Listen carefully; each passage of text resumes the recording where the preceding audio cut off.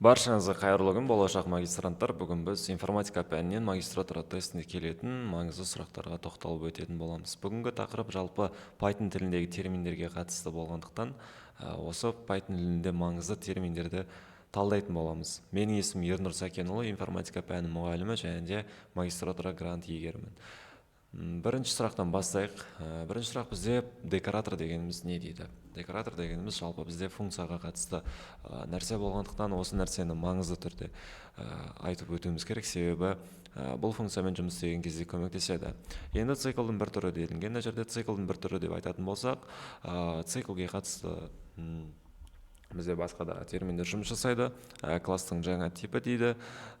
Класстың жаңа типі дейді, ол қатыспайды, және де айнымалыны сақтау әдісі. Айнымалыны сақтау әдісі бізде мүлдем басқаша. Сондықтан да декоратор дегеніміз бұл функцияның жұмысын өзгертетін немесе кеңейтетін тәсіл болып саналады. Сондықтан да осы нәрсені есте сақтап алыңыздар. Функциямен жұмыс істеген кезде және декоратор деген кезде бірден функцияны еске алуларыңыз керек. Екінші сұрақ бізде list comprehension дегеніміз не дейді?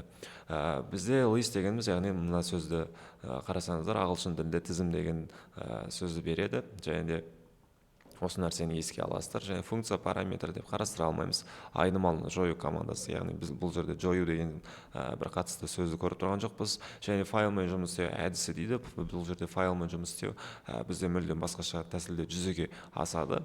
Ал енді бізде тізіммен жұмыс жасағандықтан тізімді қысқа және тиімді синтаксис арқылы құру тәсілі болып саналады. Осы нәрсені есте сақтап алыңыздар. Тізім list деген кезде және массив деген кезде осы нәрсені есте сақтап алуларыңыз керек. Келесі generator дегеніміз не? Generator дегеніміз жалпы генератор сөзі, сондықтан да генератор сөзі бізге қай кезде көмектеседі? Бірден сіздер мына жауапты дұрыс деп ойлауларыңыз мүмкін, кездейсоқ сан генератор деп.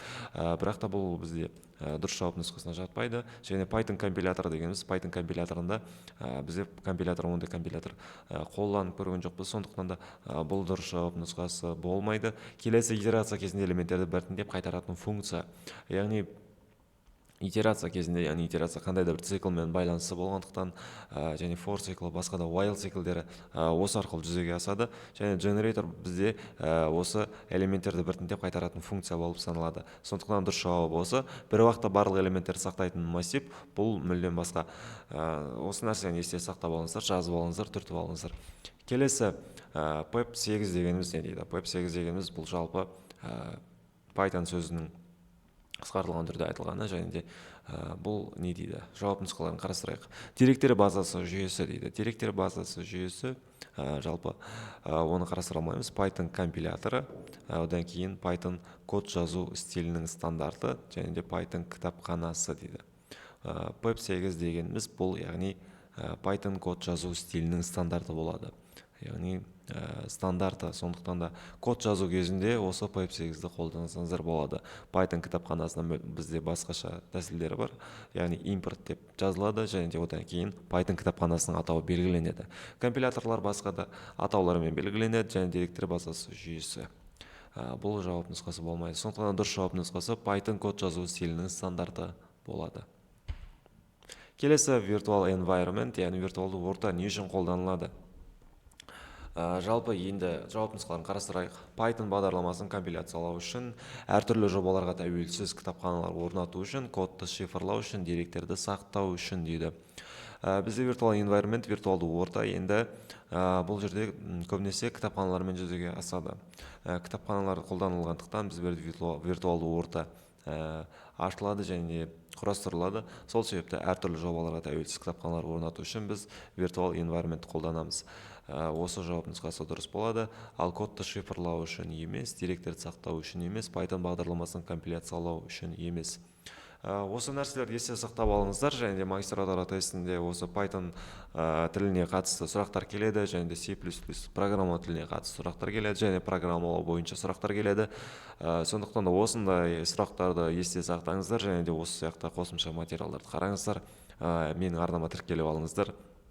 Алдағы уақытта сіздерге магистратураға қатысты осындай сұрақтар талдаймын, және осы керекті материалдармен, басқа да керекті әдіс тәсілдермен және кеңестермен бөлісетін боламын.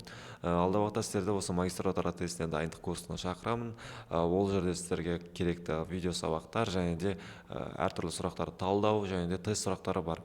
Яғни толық тест сұрақтары бар, яғни магистратура тестіне бұрын келген базалар бар, және информатика оқыту әдістемесі бойынша сұрақтар келген, және басқа да қосымша материалдарда сіздермен бөлісетін боламын.